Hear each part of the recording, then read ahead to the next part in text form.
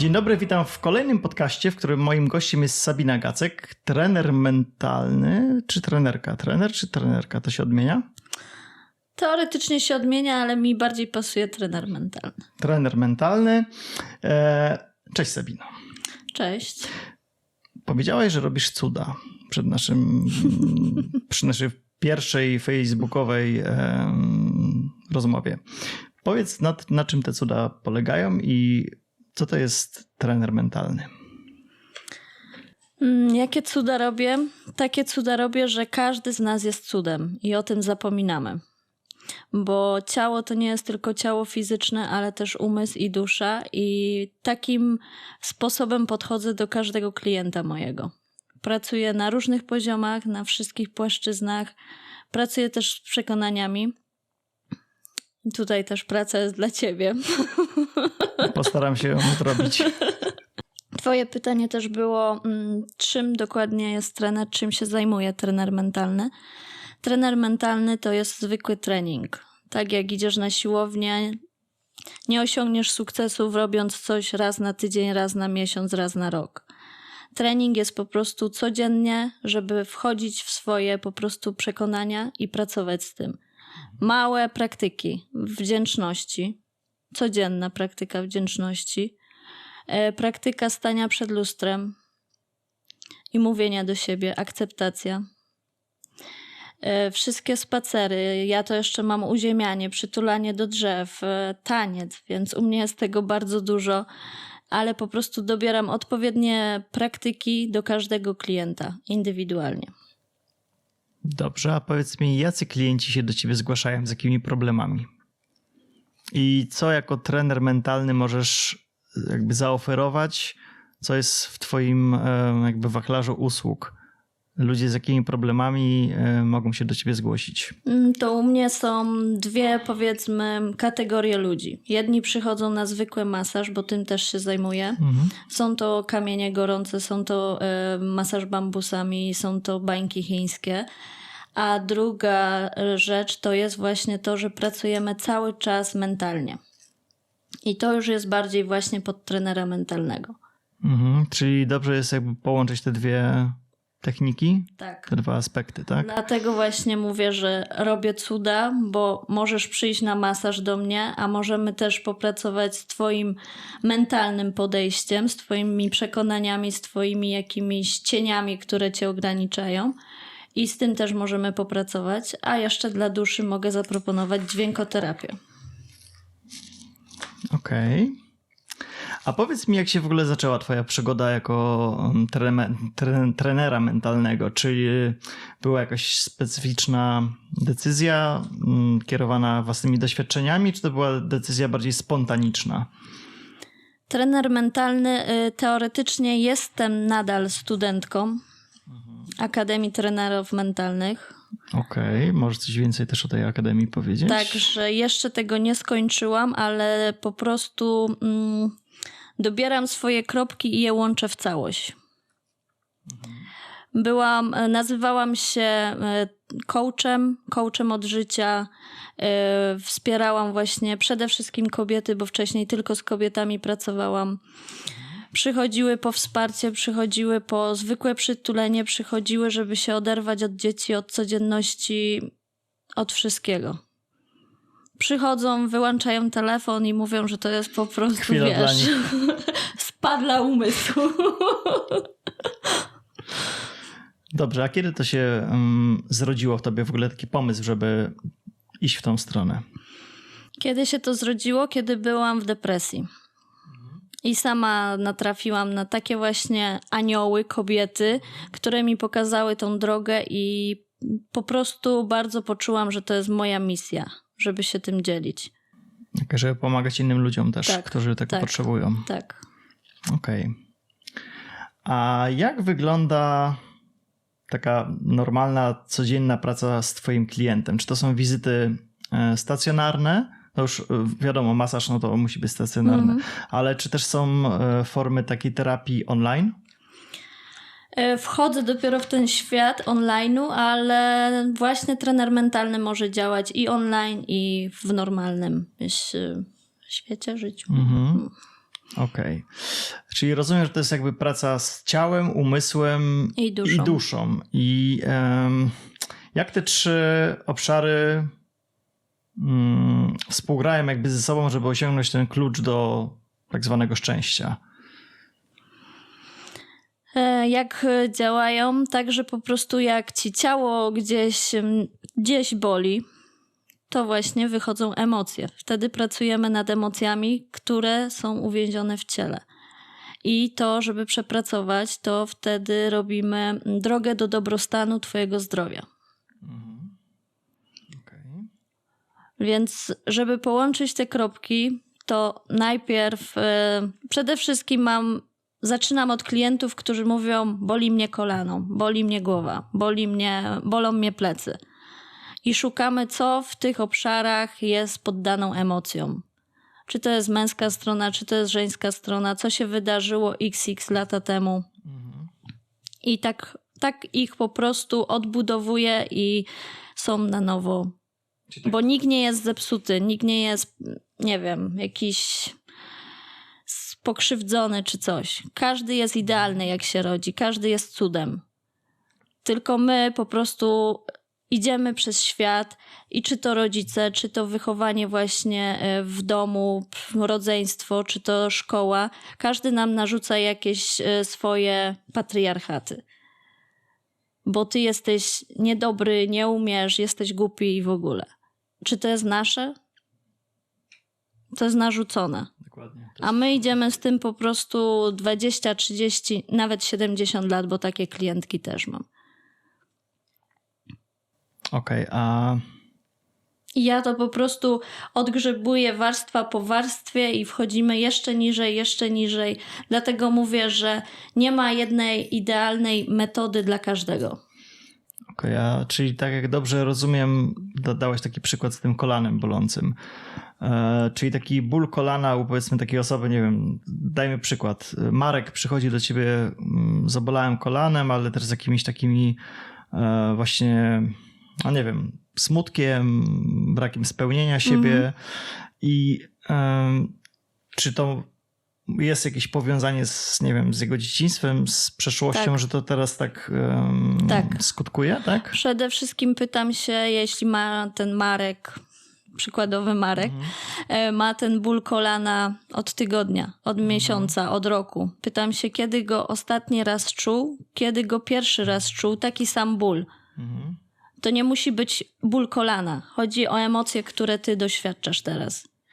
Bo ty możesz na przykład się cieszyć, że cię to boli. Bo możesz być po prostu odporny na pewne emocje i ty po prostu twierdzisz, że takie jest życie i to jest normalne dla ciebie. Że ty musisz być w tym bólu. Czyli, że po prostu przez tyle lat już te osoby jakby zaakceptowały ten ból? Tak, tak. Okay. A jakie są, powiedzmy, najczęstsze wyzwania z klientami, z osobami, z którymi współpracujesz? Dla mnie nie ma wyzwań. Dla mnie to jest po prostu otwieram czystą kartkę dla każdego i patrzę po prostu, jak te osoby wzrastają na moich ramionach. Okej, czyli starasz się jakby do każdego podejść indywidualnie, Tak, tak. Każdy jest inny, tak? Tak. Mówię, czasem to są metody, że ktoś ma za dużo złości, nie umie sobie z tym poradzić. No to stosuję na przykład lowenowskie praktyki. To masz pracę na przykład z ręcznikiem, że jak jesteś bardzo zły i sobie wyobrażasz ten moment, że cię ten kolega w pracy tak wkurwił, zdenerwował, chciałam powiedzieć. Tego nie będziemy wycinali. To nie jest podcast dla dzieci, więc śmiało. No to po prostu wyobrażasz sobie tą sytuację znowu i na przykład bierzesz ręcznik, bardzo go tak mocno skręcasz w rękach, dajesz ręcznik i te ręce nad głowę i z takim, wiesz, z takim krzykiem po prostu, nie będę krzyczeć, bo mikrofon będzie działał źle. Znaczy to bardziej zadbajmy o uszy słuchaczy. Ale po prostu, wiesz, wszystko co ci tam przychodzi i chcesz wyrzucić, to po prostu kręcisz i o podłogę wyrzucasz te emocje. Okej. Czyli z impetem trzeba się ich pozbyć. Tak. Okej.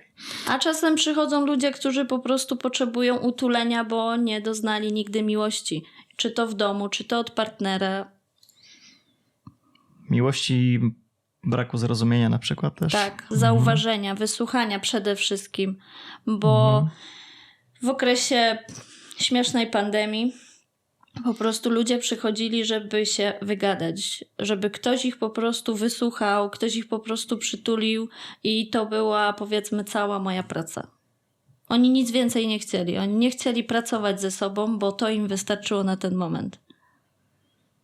Dopiero z czasem wszystko po prostu przychodziło, że jednak coś tam trzeba odkryć w sobie, coś, powiedzmy, naprawić. Dobrze. Wspomniałaś też wcześniej o dźwiękoterapii. Co to jest i na czym to polega? Dźwiękoterapia to jest po prostu kąpiel dla twojej duszy w dźwiękach. W dźwiękach mis tybetańskich, w dźwiękach gongów, dzwoneczków, kamartonów, mis kryształowych.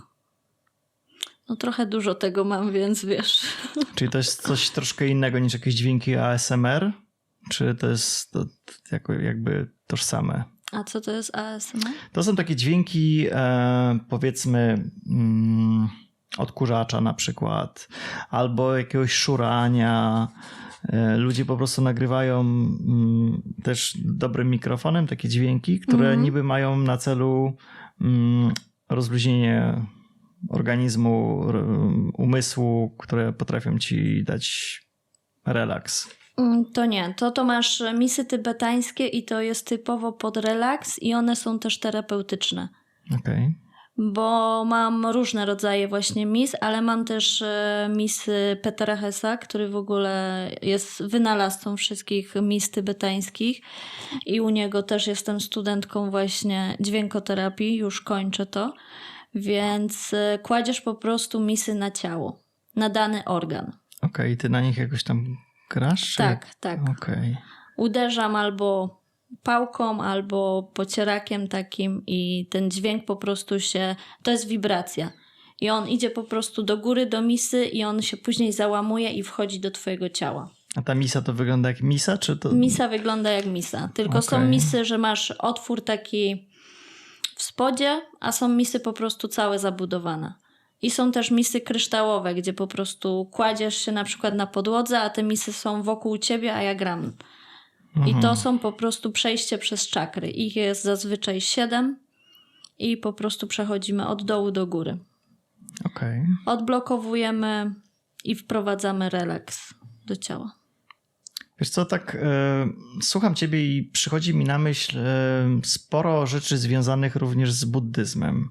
Mimo że ja buddystą nie jestem, ale jakoś takie pierwsze skojarzenie z tym, co mówisz, no bo i czakry, i tutaj jakieś misy, i tybetańskie tam historie, więc pierwsze, co mi się skojarzyło, właśnie buddyzm. Trochę tak. U mnie to w Polsce jest bardzo kontrowersyjne, bo ja to bardziej nazywam duchowością niż buddyzmem, bo jestem wierząca, nie praktykująca, ale wierząca. I żeby zrobić takie warsztaty, jak robię w Holandii, zrobić w Polsce przy kościele katolickim, no to wiesz, to prawie mnie spalili na stosie, tak. Ale jest okej. To dlatego jesteś w Holandii, rozumiem już. Jakie praktyki i, nie wiem, strategie możemy wdrożyć do swojego codziennego życia, nie wiem, aby zadbać o nasze zdrowie psychiczne, emocjonalne, taki ogólny dobrostan? Przede wszystkim praktyka wdzięczności. Czy w ogóle jak idziesz na spacer, zauważasz, jaka jest pogoda, czy w ogóle się zmienia pora roku, czy te ptaki śpiewają. Takie po prostu zacząć od takich szczegółów. Wspomniałam też pracę z lustrem. To jest praca kochania siebie.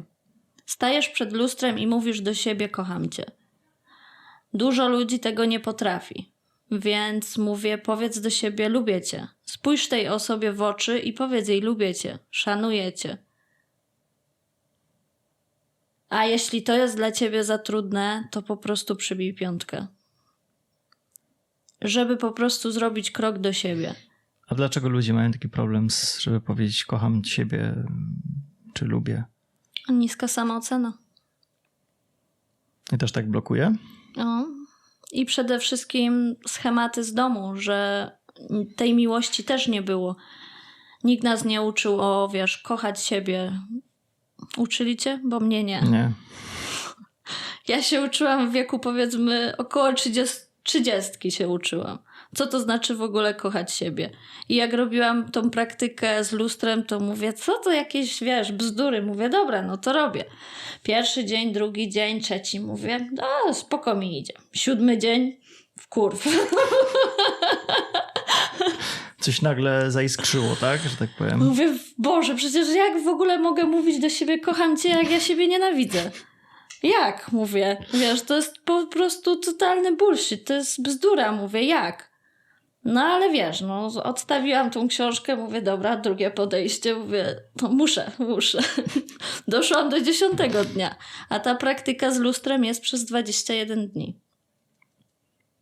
I wytrwaj. Wytrwaj tak, że staniesz przed lustrem i skontaktujesz się sam ze sobą. Zobaczysz swoje oczy, zobaczysz załamanie swoje, ten smutek i wszystkie sytuacje, które ci się przytrafiły w życiu i powiedz do siebie, kocham cię. Nie wiem, czy znasz tą praktykę, ale zastosuj ją. Spróbuję dzisiaj. I to po tych 21 dniach to jakby... Nasz mózg po prostu... Otwiera się bardziej, tak? Tak, mózg po prostu się uczy, nasz umysł się uczy, że to już jest tak jakby twoja codzienność. Okay. Że on jest już otwarty na to i on już to może zaakceptować.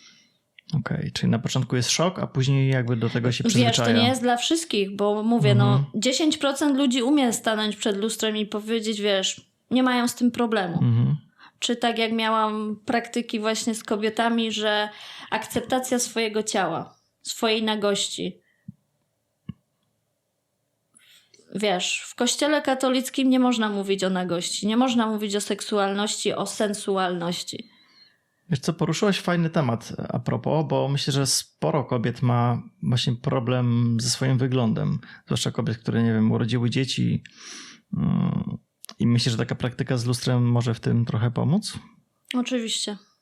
Ja bardzo mam dużo kobiet, z którymi po prostu za rączkę podchodziłam do lustra i mówię, zobacz, jakie masz piękne ciało, jakie masz piękne piersi. Odpierdol się po prostu od siebie. Odczep się od siebie. Ten ideał nie istnieje po prostu. To jest tylko w naszym umyśle, że my sobie, nie wiem, oglądamy jakieś filmy, aktorki, social media teraz, bo teraz w social mediach jest po prostu wszystko idealne i oglądamy to i każdy chce gdzieś wyglądać tak jak ktoś. Wiesz co, na wczorajszym podcaście rozmawialiśmy ogólnie o hejcie. I o tym, że po prostu to internet tak zepsuł nasze społeczeństwo teraz, bo tak, ja sięgnąłem pamięcią to, co było w latach 90., gdy nie było jeszcze internetu. Nie było takiego hejtu, ludzie się jakby szanowali. Może, nie rzucali się sobie wzajemnie na ulicy na szyję, tak? Natomiast była jakaś większa życzliwość, zrozumienie, chęć pomocy i gdzieś to w pewnym momencie zatraciło się. Czy masz podobne odczucia? Tak, mam bardzo podobne odczucia, bo ja przez hejt zrezygnowałam z social mediów.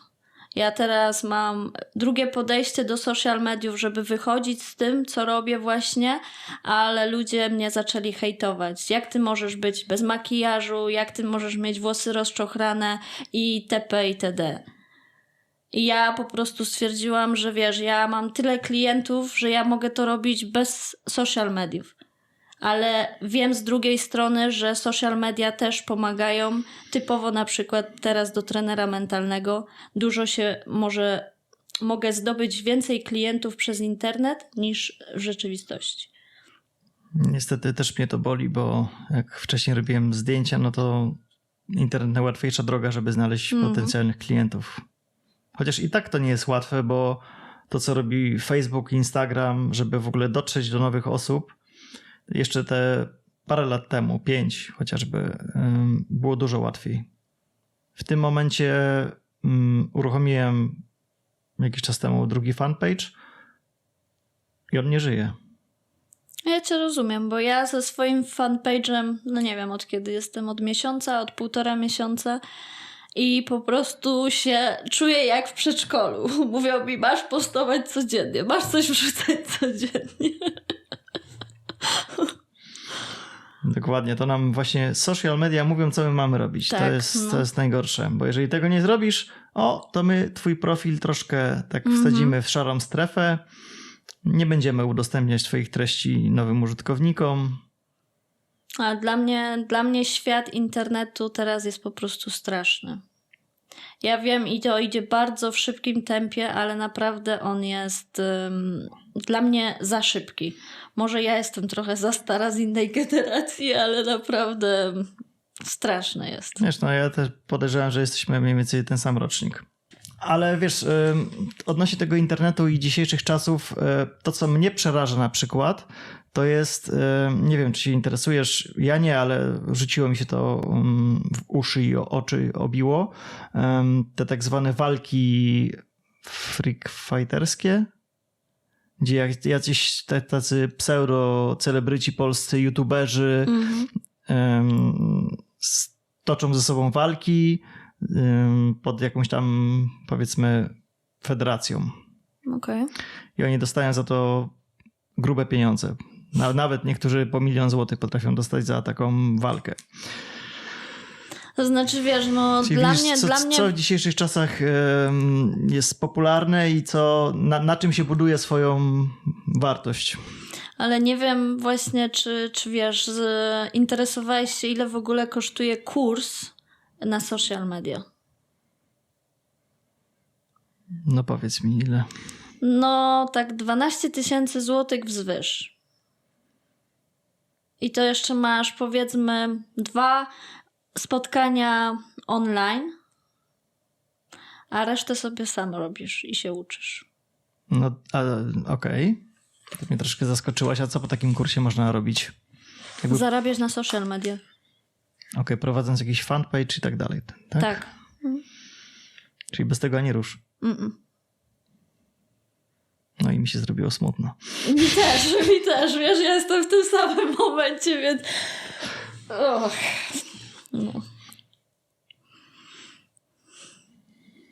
No, Instagram teraz, TikTok, powiem ci, no to jest coś strasznego, nie? Wiesz co, dla mnie to jest tak mówiąc, najgorsze zło. Bo tyle, ile tam jest właśnie hejtu, ile jest nienawiści, ale też takiej widać ludzi, którzy gdzieś się zagubili. Tak. To jest 100% prawdy. Wiesz, że ja mam klientek, które sobie po prostu nie radzą z tym, bo one nie są właśnie takie idealne jak... Te panie na Instagramie, tak? No. I że ta ma 3 dzieci, ta ma 2 i zobacz, jaką ona ma figurę. I jakie ona w ogóle ma życie super i w ogóle są szczęśliwi. To wiesz, to jest straszna prawda po prostu, nie? Jak w ogóle, ale też to jest wina też ludzi, że jak się tak po prostu aż mogą zatracić. Bo możesz mieć jakiegoś tam, wiesz, mentora, jakiegoś swojego ulubionego aktora, ale to też popatrz, że to jest zwykła, normalna osoba. Ona pokazuje to, co musi pokazać i że ten świat ich jest taki idealny. Tak, czyli można powiedzieć, że czasy bez internetu były jakieś spokojniejsze. Nie chcę używać słowa lepsze, bo to zależy dla kogo, ale na pewno były spokojniejsze tak dla naszego zdrowia psychicznego. Podejrzewam, że tak. Zobacz teraz, jaką pracę w ogóle robi ChatGPT. Sztuczna inteligencja. Coś o tym wiem. No. To jest coś strasznego i to zbyt szybko idzie po prostu w przód z rozwojem. Wiesz co, ja zrobiłem parę tygodni temu taki eksperyment na swój profil, na który poprzednio dodawałem zdjęcia realne, cyfrowe, ale też analogowe. Zacząłem dodawać zdjęcia zrobione przez AI, czyli sztuczną inteligencję. I co prawda no, trzeba też wiedzieć, jak te zdjęcia zrobić, bo trzeba użyć tak zwanego prompta, który wygeneruje ci najlepszy możliwy wynik. I pod każdym tym zdjęciem pisałem, że to jest zdjęcie wygenerowane przez AI, dodawałem hashtagi, że tam AI creation, zdjęcie AI, model AI i tak dalej, i tak dalej. I ludzie nie widzieli tego. Pisali, że wow, ale zdjęcie, ale modelka. Gdzie jest ta lokalizacja? No. I dopiero tam, wiesz, po 5-10 zdjęciach, które dodałem i tych opisach, że to jest zdjęcie AI, że proszę weźcie pod uwagę to. Dopiero wtedy, wiesz, tam parę osób zauważyło. I napisali, wiesz co, jak mogłeś? Ja już myślałem, że twój styl się tak w fotografii poprawił. Wiesz, ja na tym właśnie, na tej Akademii Trenera Mentalnego była ostatnio kobieta i ona nam włączyła swoją prezentację ze sztucznej inteligencji. Powiem ci, że ja byłam w szoku, że było nas 30 osób i jedna osoba tylko rozpoznała, że to jest ze sztucznej inteligencji. Tak po prostu było wszystko identycznie zrobione, nie? A to była forma prezentacji jako tekst? Jako tekst i w ogóle ona tam siedziała i ona tylko ruszała ustami. To jest tak jak, wiesz, playbacki, nie? Że ona tylko ruszała ustami i ona po prostu nic nie mówiła do nas. To dopiero później, jak wiesz, przełączyła i ton głosu usłyszeliśmy, to dopiero się zorientowaliśmy, gdzie ona jest prawdziwa, a gdzie nie. Ja ostatnio też dosłownie parę dni temu znalazłem takie informacje, że już jest w fazie testów, co prawda, jeszcze nie jest dostępna kompletnie, natomiast nowy AI, który potrafi z tekstu, czyli z tego tak zwanego prompta, z tego zapytania, wygenerować ci film. Także każdy może zostać swoim własnym reżyserem, tworzyć filmy. No, Co prawda są one limitowane do jakiejś tam długości, ale kto wie, co będzie za... a moda na e-booki? W 3 dni. No. Aczkolwiek sam korzystam czasami z czata GPT, ale bardziej, żeby powiedzmy sobie, żeby mi rozpisał jakiś scenariusz. Ale często te odpowiedzi generowane przez AI są dosyć do siebie podobne i trochę pracując z AI można już pewien szablon jakby rozpoznać. Na pewno jak właśnie pracujesz z czatem GPT i kopiujesz i wklejasz na przykład na social media, to też cię wrzucają do takiej, wiesz, niższej półki, bo to już jest wszystko skopiowane. Także najlepiej trochę skopiować i trochę tam pozmieniać, więc wtedy jest takie, dokładnie, powiedzmy, twoje bardziej.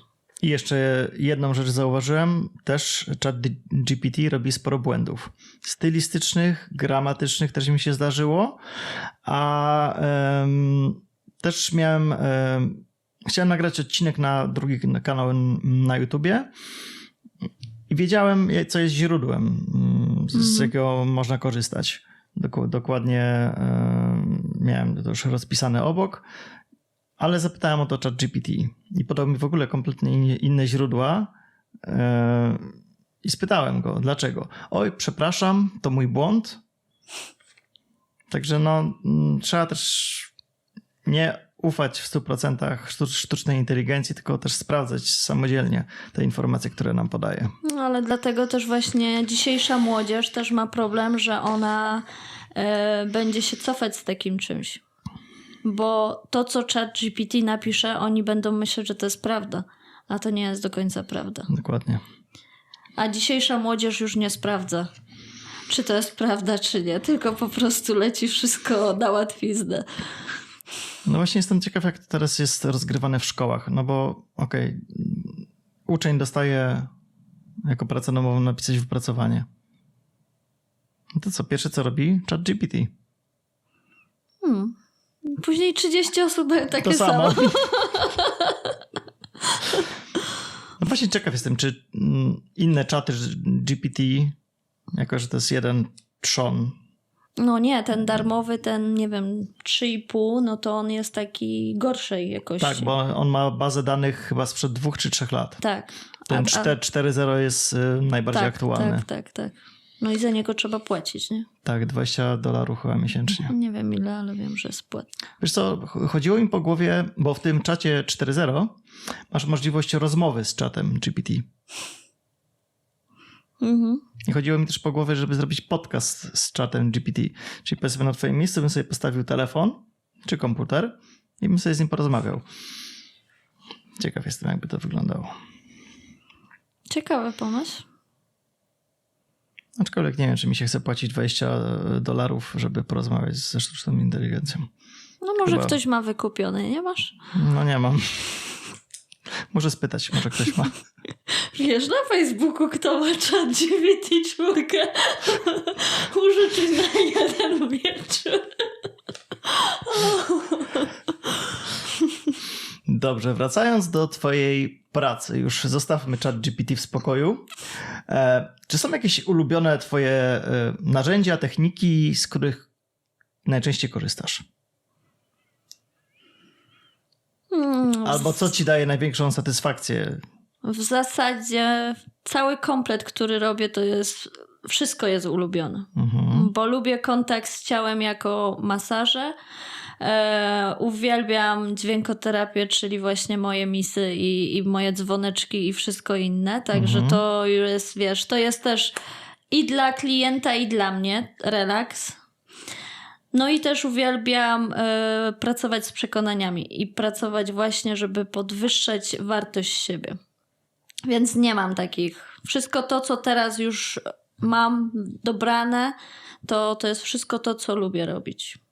Okej, a te wszystkie terapie robisz u siebie w domu, czy masz jakieś osobne studio przeznaczone do tego? Mam studio i czasami też pracuję w domu. Okej, a czy musisz jakieś zadbać o odpowiedni wystrój, czy jakąś aromaterapię? Tak. Czy tak? Do mnie jak się wchodzi, to wiesz, oczywiście oczyszczona przestrzeń, szałwia, Palo Santo, jak to coś komuś mówi, to tak. I wszystkie olejki eteryczne też. Okej. A i do masażu też stosuję aromaterapię, bo to też jest dla relaksu klienta. A czasem typowo pod schorzenia właśnie dobieram jakiś aromat. Ile czasu trwa taka typowa droga, żeby zmienić siebie, swoje złe nawyki, swoje słabości? To wszystko zależy od tego, z jakim celem na dzień dzisiejszy przychodzisz. Bo mam też klientów, że to nie działa, bo oni przychodzą i myślą, że po jednej sesji oni będą fruwać.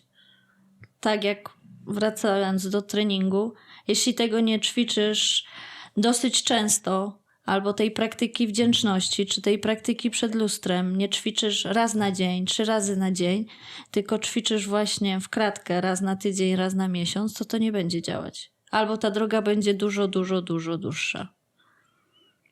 Załóżmy, że przychodzi do ciebie ktoś, kto czuje, że coś by zmienił, że coś jest nie tak, ale sam nie wie co. To też pytam, czy jest gotowy na otwartość i na wejście w siebie? Bo jeśli nie mam takiej gotowości, to ja idę tylko do masaży. I czasem naciskam takie punkty, żeby coś pobudzić i wtedy mogę, ale też nie zawsze tak jest. Mam też klientów tylko typowo na masaże, którzy nie czują gotowości i oni na razie nie mają takiej potrzeby zmiany i wejścia w siebie. A powiedz mi tak statystycznie więcej, przychodzi do ciebie kobiet czy mężczyzn? Zdecydowanie kobiet. Kobiety są bardziej otwarte, kobiety lubią szukać, lubią po prostu odkrywać swoje części, które gdzieś zagubiły i przede wszystkim lubią czuć bliskość drugiej osoby. Z mężczyznami jest dużo trudniej, bo może też dla mnie, bo ja jestem kobietą i też na początku było tak, że jak przyjmowałam mężczyzn, to mężczyźni po prostu mieli jakieś wygórowane bardzo oczekiwania ode mnie. Pod kątem tego masażu? Tak. Aha, okej. Więc ja to też musiałam szybko ukrócić, że to nie tędy droga do mnie i to ja na takie masaże proszę nie przychodzić, bo ja takich masaży nie robię, więc wiesz, ale mam też powiedzmy 10-15 mężczyzn, z którymi pracuję cały czas z przekonaniami i po prostu uwielbiam patrzeć, jak oni wzrastają. To są po prostu dla mnie jeszcze większe perełki niż moje kobiety. Nie umniejszając kobietom, ale mówię, kobieta jak jej powiesz, że ma coś zrobić, to się weźmie wolniej, bo wolniej, czy tam szybciej, ale ona to będzie robić. A z mężczyznami jest różnie. Czasem są, że będą chcieli się stawić i będą coś chcieli robić, bo też dużo piszemy, więc dużo na przykład jest pracy z cieniem, dużo jest pracy odnośnie wybaczania, więc tam jest tylko praca, gdzie piszemy. Więc czasem ja ich mam tylko na telefonie, na kamerce, a oni sobie po prostu piszą, więc też nie muszą zawsze do mnie przychodzić. Oni przychodzą na pierwszą sesję do mnie, piszemy powiedzmy pierwszy list radykalnego wybaczania, a drugi i trzeci już robi to po prostu w domu. A powiedz mi, czy droga do zostania trenerem mentalnym długa jest? Ile trwa? Czy to jest jakiś kurs? Czy to jest jakieś szkolenie? Czy nie wiem, studia trzeba potem jakieś To tak jak skończyć? wspomniałam, jestem studentką i teraz jeszcze mam do lipca właśnie tą Akademię Trenera Mentalnego i wtedy też będę oficjalnym, powiedzmy, trenerem mentalnym. Okay. Ja uważam, że ja to już wcześniej robiłam, nie nazywałam się trenerem mentalnym, tylko właśnie coachem, przewodniczką do życia. Wskazywałam drogę kobietom, wzmacniałam ich, wspierałam. Teraz widzę, że robię to samo, co robiłam, bardziej oficjalnie. Tylko że bardziej to się tak profesjonalnie nazywa. A dużo jest takich coachy? Bądź trenerów mentalnych? Coraz więcej jest, wiesz. W Polsce jest bardzo dużo, nawet właśnie od tego mojego trenera Jakuba Bebączka, nie wiem czy kojarzysz, no to on głównie ze sportowcami pracuje. Czyli jest zapotrzebowanie na tego typu ludzi. Tak. Zwłaszcza po pandemii to jest... No ludzie są bardzo zagubieni. Jeszcze tutaj w Holandii mniej, ale mentalność polska jest bardziej zagubiona, więc my w ogóle dużo mamy więcej obciążeń po prostu już, że jesteśmy z Polski. Bo ta wojna i to wszystko i my już jesteśmy bardziej obciążeni po prostu psychicznie. A czy to też nie wynika z faktu, że zawsze jako Polacy byliśmy odbierani też za granicą jako tacy gorsi trochę? Jako ci, którzy robią rozruby, awantury, którzy nadmiernie piją i to też nie jest już tak w głąb nas zakorzenione, że przyjeżdżając do Holandii już mamy takie poczucie troszkę niższej wartości. Wiesz co, te czasy w Holandii już wydaje mi się z mojego punktu widzenia i z mojej pracy, że już ich jest bardzo, bardzo mało.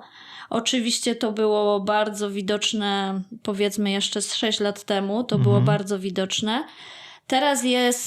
Teraz ludzie przyjeżdżają po prostu, że są, wiesz, oni są wolni i mogą wszędzie podróżować. To już nie jest tak, że my tu gdzieś przyjeżdżaliśmy do pracy i szukaliśmy lepszych rozwiązań, bo teraz rynek polski z pracą, a rynek holenderski dla mnie jest bardzo wyrównany, także już nie spotykam też takich ludzi, żeby też tak mówili, że są gdzieś gorzej traktowani czy coś.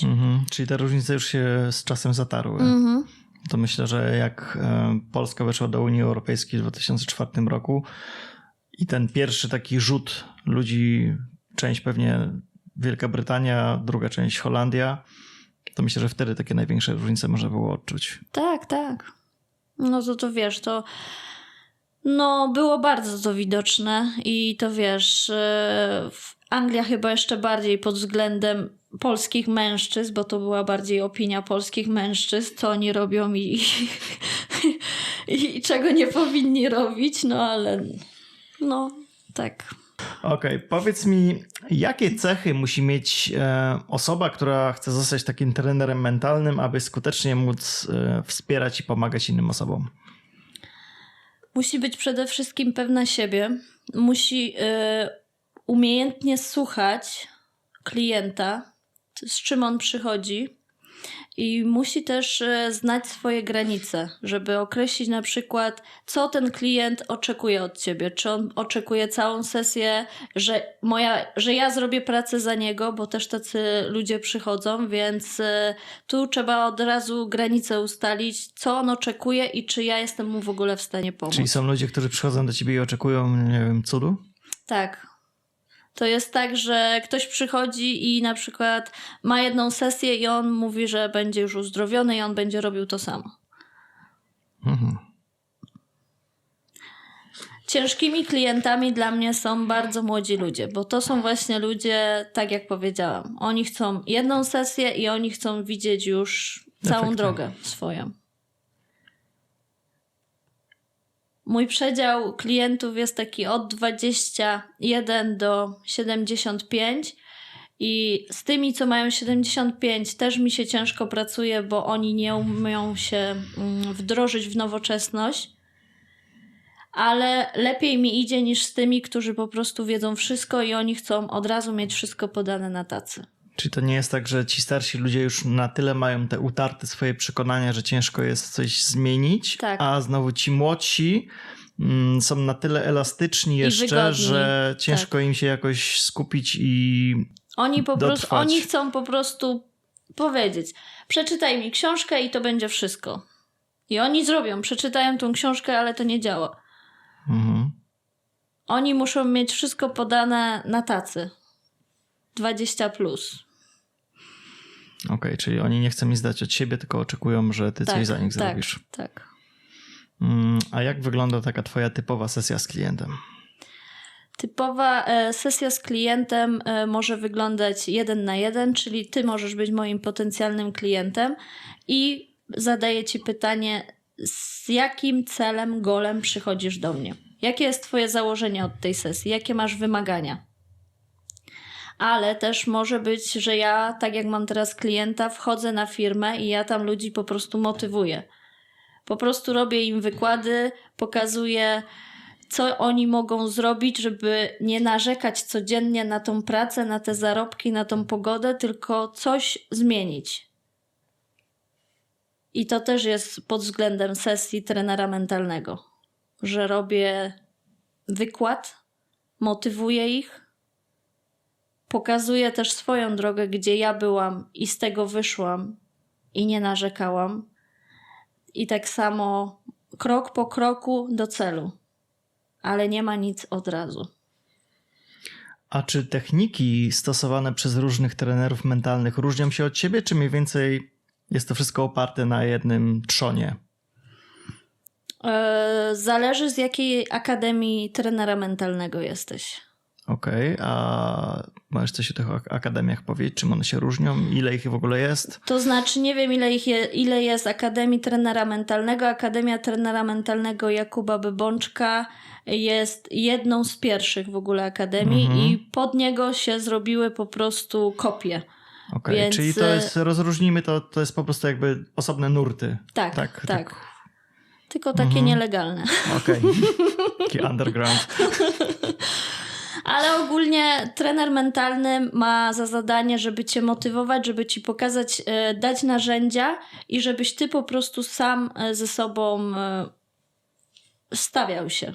Okej, żebyś sam ze sobą umiał i lubił przebywać. Tak, może tak.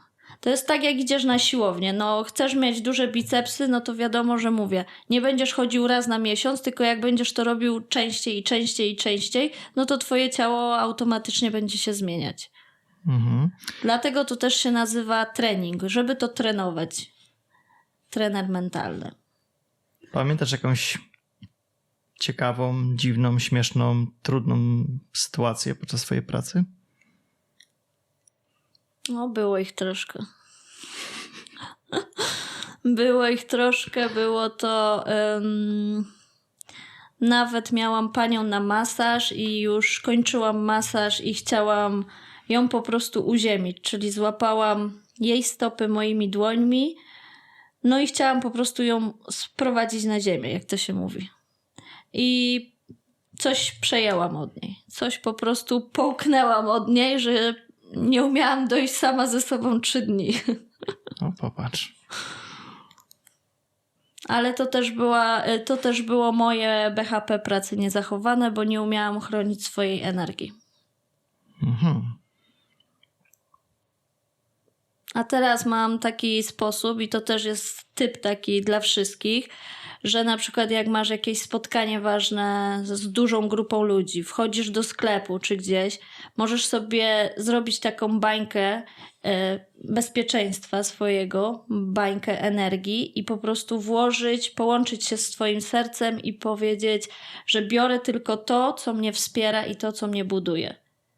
A nie biorę tego hejtu, tej zazdrości, tej zawiści, arogancji, wszystkiego. To myślę, że taka bańka na co dzień chyba każdemu by się przydała. Tak. To jest taki tip właśnie do wszystkich, że możesz sobie po prostu zrobić taką wizualizację, że wchodzisz w tą bańkę, w tej bańce jesteś, w tej bańce jest miłość, radość, to co potrzebujesz teraz. I tym tylko jak wchodzisz do tego grona, to jest grono 6 osób, 30, 50, gdziekolwiek jesteś, zabierasz tylko to, co cię karmi i to, co cię buduje. Wszystko, co jest poza bańką, kompletnie cię nie interesuje. Nie, to już. jest taka właśnie ściana i to, co na przykład ktoś ci źle życzy, to uderza wszystko w tą ścianę i to nie dochodzi do ciebie bezpośrednio i ty nie łapiesz tego do siebie i ty nie bierzesz tego. Nie dołujesz się innymi. Po prostu bierzesz tyle, co potrzebujesz, żeby wzrastać i żyć. Ale nie musisz brać wszystkich po prostu ciężkości od innych osób. Okej, a czy są jakieś książki, artykuły, strony internetowe, być może podcasty również, które by mogły naszym widzom, słuchaczom jakby przybliżyć ten temat tego trenera mentalnego, tego rozwoju bliżej? Do podcasty polecam właśnie mojego mentora Jakuba Bebączka. On ma po prostu też wykwalifikowanych, bo to nie jest tak, że akademia jest tylko prowadzona przez niego, tylko to też jest prowadzona przez innych trenerów. I na przykład jak masz dany temat, pewność siebie na przykład, no to przyjeżdża inny trener z Polski, bo ta akademia jest w Amsterdamie. Więc to jest pierwsza edycja w Amsterdamie, więc polecam absolutnie wszystkie podcasty na Facebooku i na YouTube Jakuba Bebączka. O neuroplastyczności na przykład Tomasza Misztala. Neuroplastyczność to jest to, że pobudzamy naszą lewą półkulę do lepszego działania, użytkowania, że na przykład jak piszesz prawą ręką, no to teraz zrób taki wysiłek i napisz to samo lewą ręką. No to jest jakoś takie, jak dobrze pamiętam, tak trochę na krzyż, że tak. prawa strona, lewa półkula chyba, ale tak? żeby pobudzić jedną i drugą stronę półkuli, więc... Okej. A książki? Książek to jest całe mnóstwo i czy do trenera mentalnego... Do trenera mentalnego nie wiem, co ci typowo polecić, ale na przykład do pracy z sobą to są wszystkie książki Hawkinsa, Dispenza, Louise Hay, to masz właśnie 21 dni pracy z lustrem. A jeśli chodzi o jakieś polskie, no to polecam książki Walkiewicza, polecam Ewy Foley, to jest wszystko związane właśnie z wdzięcznością, to jest Droga do dobrostanu. I to są naprawdę podstawowe rzeczy. Takie basic. Jeszcze mi się przypomniało, wcześniej wspominałaś o pracy w grupie. Jak ta praca w grupie się w ogóle objawia i czy są jakieś korzyści płynące z tego, że ta terapia jest prowadzona w grupie? Teraz pytanie masz konkretne do moich kobiet, z którymi prowadzę, czy teraz pytasz pod względem trenera mentalnego jak w sesję? Ogólnie pytam, czy praca w grupie z paroma osobami naraz, czy to jest równie skuteczne, czy może jednak ludzie wolą solo się spotkać To znaczy- w 4 oczy. Ludzie czasami wolą solo, ale czy praca w grupie jest o tyle fajna, że masz większe wsparcie, większe zaufanie, tam też się pracuje w parach. Ja tylko to nadzoruję i zawsze możesz z innego punktu to zobaczyć. Na przykład ja ci powiem historię i ty możesz po prostu stanąć 2 kroki za tą historią i powiedzieć, okej, no ty to tak widzisz, ale ja to tak widzę. Więc wiesz, moje podejście już może być dla kogoś za duże, a jeśli te kobiety się po prostu spotykają w grupie i one później pracują między sobą i się później wymieniają tymi parami i znowu rozmawiają ze sobą, to jest po prostu też ich takie podnoszenie wartości siebie. Okej, a czy istnieją w ogóle jakieś takie sygnały wewnętrzne, które możemy u siebie dostrzec, które sugerują, że powinniśmy iść do takiego trenera mentalnego? Przede wszystkim powinnaś to sam czuć. Czy ty chcesz coś zmienić na dany moment, czy jest wszystko okej? Bo trener mentalny nie jest dla wszystkich, także tak jak już wcześniej A powiedziałam. dla kogo nie jest? No dla ludzi takich właśnie, którzy nie są zdecydowani, co oni jutro chcą robić, z jakim tematem chcą pracować, no to dla takich ludzi nie jest to. A co z treningiem mentalnym dla młodzieży i dzieci? Bo mówiłeś, że twoja grupa jest mniej więcej od 21 roku życia tam do 70. A co z osobami młodszymi? Czy one potrzebują, czy nie potrzebują takiego treningu mentalnego? Czy są jeszcze zbyt młode? Wiesz co, ja nie mam doświadczenia z młodszymi. Czasem przychodzą kobiety z dziećmi, ale to na zasadzie, że właśnie jest dźwiękoterapia i wiesz, jakieś tam powiedzmy zabawy właśnie w neuroplastyczność 2 piłeczkami, żeby pobudzić tą, czy właśnie pisanie lewą ręką, jak ktoś pisze prawą, ale z reguły nie pracuję z dziećmi, więc nie mam doświadczenia. Ja bardziej mówię do rodziców, żeby oni po prostu coś zrobili. Bo to jest nawet tak, jak dziecko choruje, to dziecko nie choruje. Dziecko po prostu bierze emocje i wszystkie choroby od rodzica. Więc to nie jest, powiedzmy... Wiadomo, że dziecko po prostu chłonie jak gąbka tak, to, co tak. rodzice Ale mają to na też, niego. wiesz, ci coś dziecko pokazuje, bo na przykład, nie wiem, ma problem z gardłem, ma kaszel czy coś, a ty na przykład pokłóciłeś się z partnerem, z partnerką. Coś tam niewypowiedziane było, albo za dużo powiedziane, więc to dziecko po prostu przejęło na siebie. Więc dla mnie droga, jeśli mam młodsze dzieci niż 20, no to ja bym szukała tutaj drogi przez rodzica do dziecka, a nie bezpośrednio do dziecka. Ale oczywiście trenerzy mentalni dla dzieci są w Polsce, bo jest taka akademia. Ja mówię, ja nie mam doświadczenia z tym, ani nie mam odpowiedniej, wiesz, przygotowania, także. A wspomniałaś wcześniej też o tym, że dopiero zaczynasz jakby w social mediach i o ewentualnych takich wizytach online. Czy widzisz już teraz jakieś takie ograniczenia w takiej pracy zdalnej pod kątem budowania relacji z danym klientem? No bo wiadomo, że jeżeli masz spotkanie w 4 oczy, to tą więź jest łatwiej zbudować. Natomiast w przypadku online, no właśnie. No dla mnie to, jeśli jeszcze rozmawiam na kamerze, no to jeszcze mogę jakoś coś powiedzieć o tej osobie. Jeśli rozmawiam telefonicznie, czasem, wiesz, głos mi coś mówi, że jest albo podwyższony, albo obniżony, albo się ta osoba boi, ale no dla mnie to jest bardzo dłuższa droga do mojej pracy. Ja lubię po prostu kontakt 4 oczy i po prostu widzę, jak się ta osoba zachowuje, czy gestykuluje, czy się jej ręce pocą i po prostu już mam łatwiejszą drogę do pracy, co chcę zrobić z tą osobą. Ewentualnie co zaproponować, bo ja mogę zaproponować wyjście a to kobieta się nie zgodzi na to. Bo ona powie, że tego nie czuje, że ona po prostu chce inną. No to wtedy szukamy innej drogi do tego.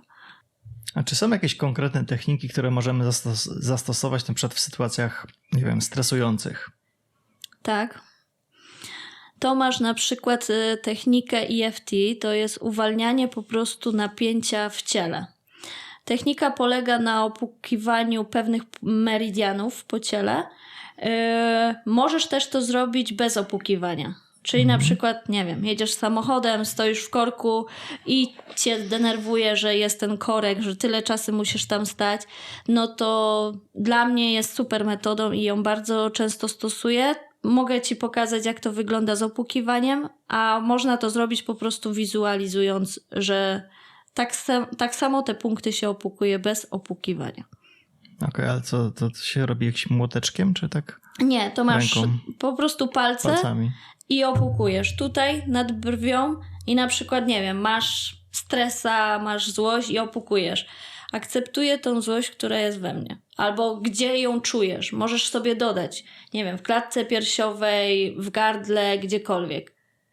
I tutaj masz następny punkt, tutaj pod okiem, pod nosem, na brodzie. Tu masz punkty grasicy, pod pachą i na głowie. I wdech, i wydech, i puszczasz to. Tak sobie wyobraziłem, stojąc w korku, reakcję innych kierowców. No to dlatego właśnie mówię, że możesz to po prostu zrobić, że wiesz, po prostu sobie wizualizujesz, że opukujesz teraz ten punkt nad okiem, obok oka, pod okiem, żeby to nie wyglądało śmiesznie, aczkolwiek mam klientki, które się tym nie przejmują i po prostu się pukają. Jakkolwiek to zabrzmi. I czy jest coś chciałabyś przekazać słuchaczom, widzom?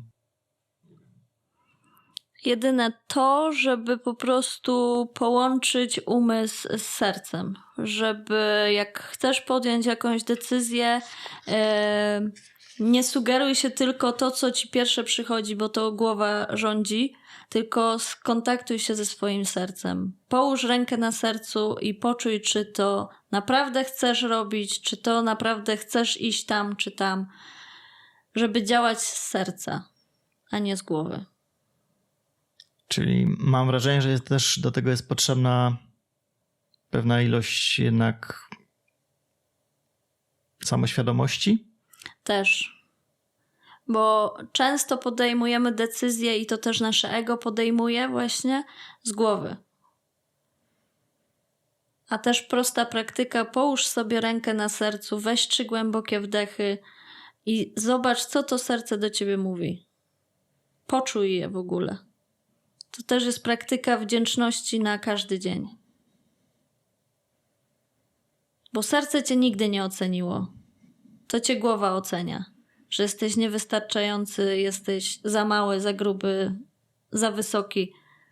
Serce nigdy tego nie zrobiło. To są wszystkie takie etykiety, które zbieramy przez całe życie. Tak. Często to nie są nasze własne słowa, tylko zaczerpnięte od innych osób. A serce nigdy nie ocenia. Serce zawsze było z tobą i zawsze będzie do ostatniego twojego oddechu i ono po prostu jest. A my hejtujemy siebie.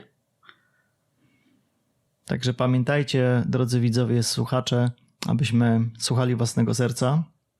Tobie dziękuję bardzo za dzisiejsze spotkanie. Dziękuję. I zapraszam was do wysłuchania, obejrzenia kolejnych podcastów.